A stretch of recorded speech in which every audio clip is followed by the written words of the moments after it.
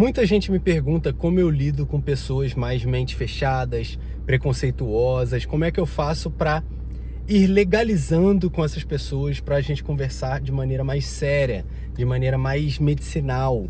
Por exemplo, quando eu falei para minha mãe sobre o meu consumo, ou com os professores da faculdade, essa galera que é mais de fora, né? Como é que a gente fala sobre cannabis com essas pessoas?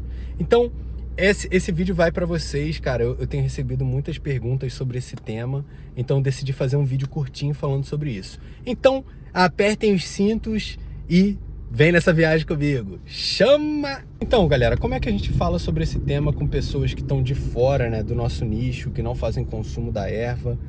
Galera, o caminho é o medicinal. A gente inicia falando do medicinal, do poder do medicinal. Por exemplo, vocês sabiam, né, que o remédio mais indicado para pacientes portadores de TEA, transtorno do espectro autista, é o canabidiol? Cara, o canabidiol ele é indicado para diversos usos e diversos casos. Então, pacientes portadores de TEA, ansiedade, depressão, problemas neurológicos, Alzheimer, cara, diversas condições medicinais que a gente consegue estar utilizando o óleo ao nosso favor, né? Então, falar sobre o medicinal, sobre o potencial dessa planta é algo assim que abre mentes, né? O medicinal, galera, ele foi o caminho para a legalização nos países mais desenvolvidos. Tudo começa com medicinal, falando sobre os temas de pessoas que não podem esperar. Por exemplo, as mães cujos filhos têm essas patologias, né? O autismo, por exemplo, cara, elas não podem esperar. Elas precisam dos medicamentos e a gente sabe que os importados e que as outras opções não têm essa qualidade toda, né? O medicinal abriu caminho nos Estados Unidos, abriu caminho no Canadá, em indústrias que hoje são multibilionárias, que movimentam bilhões. Então a gente já tem esse primeiro argumento medicinal, que é muito comprovado com diversos, sabe, eu acho que já está na casa dos milhares de artigos científicos sobre diferentes patologias. O que você consegue pesquisar, você já consegue tá conseguindo encontrar resultados e testes empíricos, né, com a cannabis.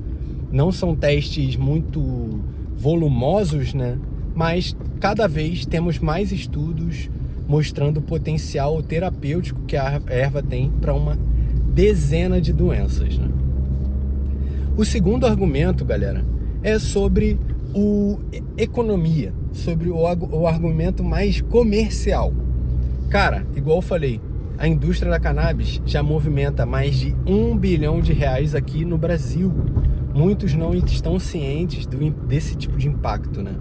Mas lá nos Estados Unidos, a gente está falando de uma indústria que já está na casa de 240 bilhões de reais. Olha o quanto essa indústria já está mobilizando, né? E olha que legal. Em questão de 10 anos de cultivo, né, dessa planta, mais ou menos, os Estados Unidos por aí tem cultivo dessa cultura há cerca de 10 anos. Cara, a cannabis já é top 3 culturas mais lucrativas, top 3 plantas, né, assim, mais lucrativas para eles. Então, cara, olha todo esse potencial que o Brasil está perdendo, que a gente como país está perdendo. Isso é soberania. Isso é soberania. A gente ter mais um commodity. A gente, sendo um país agro, sendo um país que sabe plantar, que produz fertilizante, a gente não fazer o uso dessa planta, mesmo que para motivos comerciais, para venda, para exportação, é loucura total. Não faz sentido nenhum. A gente está importando óleo do Canadá, importando flores da Itália, importando flores de outros lugares. Cara, isso encarece muito, dificulta o acesso e a gente deixa de girar dinheiro dentro do nosso país. Olha todo esse dinheiro que a gente está girando e mandando lá para fora, comprando insumos dos outros. A gente mesmo poderia fazer isso e com certeza ia gerar emprego, ia gerar renda, ia gerar imposto que volta para a saúde e educação. Então, cara, é muito impactante. E agora, galera, falando do terceiro ponto, que é assim, tem até um estudo científico que fala sobre isso. Vou ver se o editor coloca na tela. O nome do estudo, se não me engano, é a divisão borrada entre medicinal e recreativo, né? Então, vou explicar um pouquinho mais para vocês sobre isso. Nos Estados Unidos, rola muito esse debate, né? Alguns médicos que são muito contra, as pessoas que são contra no geral, eles tendem a falar, mas as pessoas, elas estão ocultando, né, as suas intenções. Elas falam que é para um uso medicinal, mas quando na verdade é recreativo. E cara, o que a maioria dos estudos mostram, né, é que, beleza, de fato, isso pode acontecer. Isso ocorre na minoria dos casos, mas isso pode acontecer. Mas, galera, leve em consideração o seguinte, mesmo que a pessoa faça o uso da cannabis, assim, no intuito recreativo, para ela assim, quero me divertir mesmo, relaxar a mente, já é uma droga, cara, que é muito mais segura do que o álcool, muito mais segura do que o tabaco, que são drogas que estão aí abertas, de fácil acesso, baratas e para toda a população. Não tem uma dose segura para o álcool, cara. O álcool é tóxico e cancerígeno e não existe dose segura. Então a gente já recebe danos de consumir apenas uma pequena dose, uma cervejinha. Cara, a gente já sofre danos disso, né? Então, olha as outras opções que a gente tem disponível. Pô, a gente passa na rua, vê pessoas bebendo, pessoas brigando em bar, pessoas brigando por causa de bebida, se acidentando, dirigindo bêbadas, perdendo vidas. E tudo isso tem um dano muito grande para o governo como um todo, né? Para o SUS, para a operação dessas vias que gastam com manutenção. Bebida, cara, é muito perigoso, muito mesmo. Então, por exemplo, as pessoas querem fumar para ficar doidão. Beleza, essas pessoas vão existir, né? Mas, pô, quantos não estão bebendo para ficar doidão, bebendo 51, bebendo qualquer coisa só para ficar insano? Cara, se essa pessoa fosse fazer o uso de cannabis, ela não ia ter um dano no dia seguinte, ela ia ficar bem no dia seguinte, não ia ficar, sabe, para baixo, com ressaca, mal, intoxicado, cheio de problemas, né? Cirrose e muitos outros, né? Óbvio, galera, que também é importante eu falar, né, que a cannabis de fato pode ser utilizada como droga de abuso. Ela pode ser utilizada como uma droga de fuga. Beleza, isso qualquer droga pode ser utilizada dessa forma. Então a gente tem que ter responsabilidade no nosso uso, no nosso consumo, tá utilizando nos momentos certos, a dosagem correta, pra gente ter um uso mais consciente, um uso adulto, um uso responsável.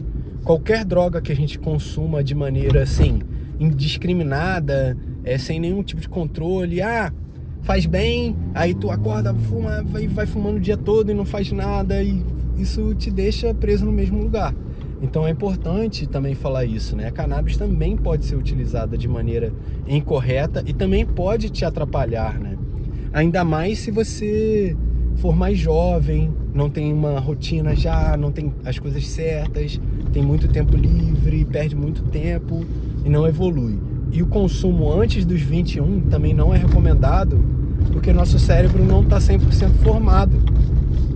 Então, pô, se você é menor de 21, cara, não consuma, espera mais um pouquinho. Cara, você vai ter muito tempo para consumir a erva depois. O ponto número 4, galera, é sobre o controle. A gente não consegue ter controle de uma substância que é proibida, porque ela fica totalmente dentro do mercado ilegal. A gente não consegue controlar, a gente não consegue restringir o acesso. Então hoje tem crianças que conseguem ter acesso, jovens, adolescentes, pessoas que não deveriam consumir, estão consumindo simplesmente porque tem o acesso. E esse acesso da via ilegal. Se a gente faz uma regulamentação, uma legalização, a gente tem um controle maior do que as pessoas estão consumindo, então aumenta a qualidade do que é consumido. Então, pô, a gente não tem mais aqueles casos de colocaram outra droga na cannabis, esse tipo de coisa. O que ocorre muito lá nos Estados Unidos, né, com outras drogas especificamente, que é o lacing, que eles colocam outras substâncias para te viciar ali. Isso é coisa do mercado ilegal, galera. Isso é coisa do mercado ilegal. Quando o Brasil e os Estados Unidos baniram o álcool, foi por um breve período de tempo, se não me engano. Galera, vocês acham que as pessoas pararam de beber? Beleza, pararam, não pararam, né? Reduziram o consumo, mas quando você corta uma substância assim, aumenta o quê? Contrabando, aumenta as práticas ilegais, diminui a qualidade do que as pessoas têm acesso, acaba que causa mais danos à vida das pessoas, e danos que acaba que no final quem tem que arcar é o governo. Quem arca quando uma pessoa precisa desse tipo de assistência médica? Somos nós, galera, sai do nosso bolso. Então, quando a gente tá, por exemplo, uma pessoa que foi danosa por conta disso, que sofreu danos por conta disso, acaba que ela vai no SUS. Então, uma coisa atrapalha a outra, uma economia gera um outro gasto. Então, galera, é muito importante para o nosso país, né, trabalhar para essa legalização, para a gente conseguir controlar o que as pessoas vão consumir, para a gente restringir para que adolescentes e jovens não consumam, para a gente ter esse controle e fazer o uso da forma correta, galera. Isso é muito importante. Então, geralmente são esses os pontos que eu utilizo quando eu tenho que conversar com alguém que eu quero abrir minha mente, que eu quero abrir a mente, né?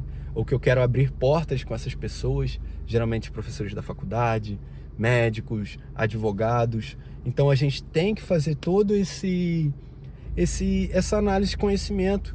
Por exemplo, meus professores da faculdade, cara, eles nem sabiam que existe isso de THC, de CBD, desses compostos, né, dos canabinoides. Eles achavam que era só uma coisa só, mas é muita coisa além.